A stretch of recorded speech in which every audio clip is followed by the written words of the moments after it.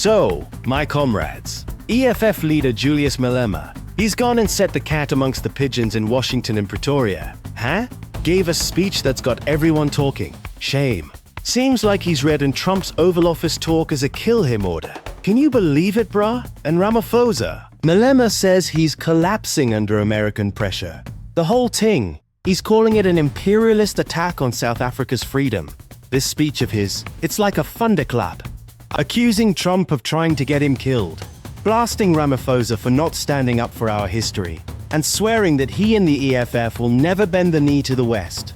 Never. What's coming up is a breakdown of Malema's main points. From this so-called kill order from America to the fight over our struggle songs, and his final warning to those imperialists. Was the leader of the free world effectively calling for Malema's head?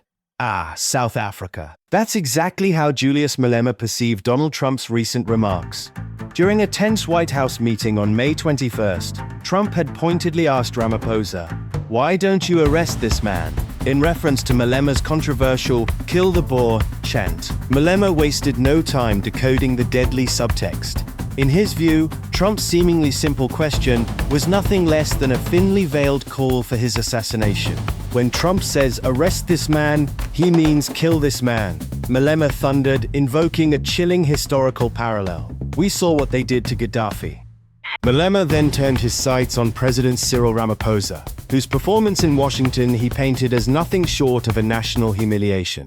In the Oval Office encounter with Trump, Ramaphosa appeared outmatched and cowed, failing to push back against Trump's narrative of white genocide in South Africa.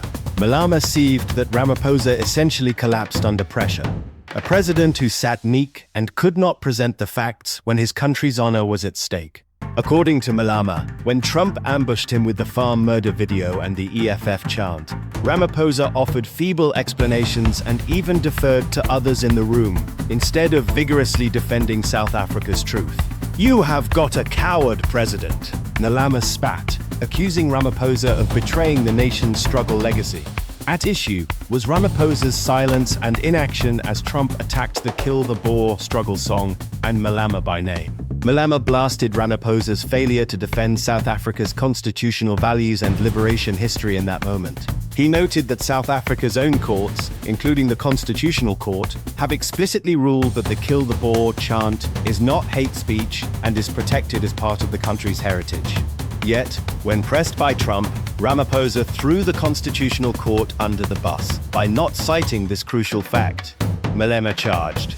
The EFF leader was scathing. Ramaphosa, he alleged, shirked his duty, letting Trump and his allies dominate.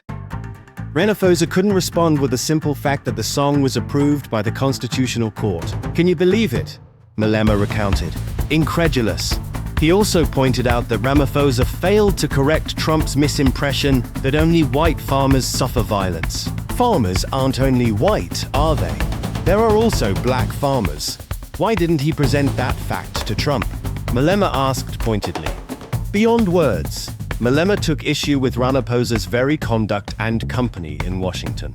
He mocked the president's delegation as a parade of white privileged men, including billionaire Johan Rupert, and a white opposition party minister who, in Malema's view, embodied the sellout of South Africa's sovereignty.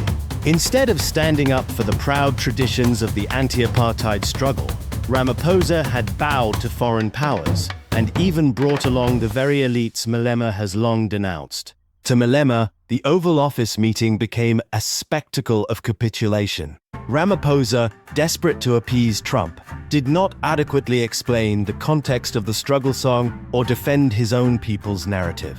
This, Malema thundered, was the ultimate betrayal, a collapse of leadership that sold out South Africa's hard-won dignity at the feet of an American bully.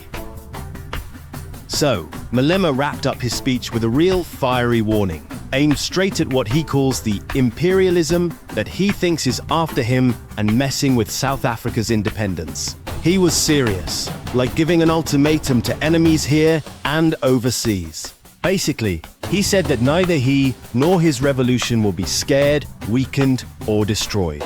He dared those imperialists to look at a new kind of African resistance that won't make the same mistakes as before.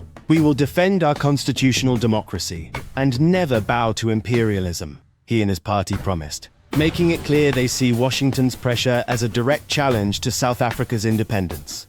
His last words were full of revolutionary energy. He warned that any move against him would backfire big time. Those same Western forces that got rid of African revolutionaries back in the day might want to shut him up too, but they won't succeed. "I will never bow," he shouted. "My voice belongs to millions." He sees his own fate as tied to a bigger fight against neo-colonial rule. Even if he is taken out, the fight will go on with many others. He described Trump's fight and Ramaphosa's involvement as a nightmare of imperial meddling that the EFF is determined to stop. He warned that imperialists mess with South Africa at their own risk, saying that the EF's rise is part of a continent-wide reawakening.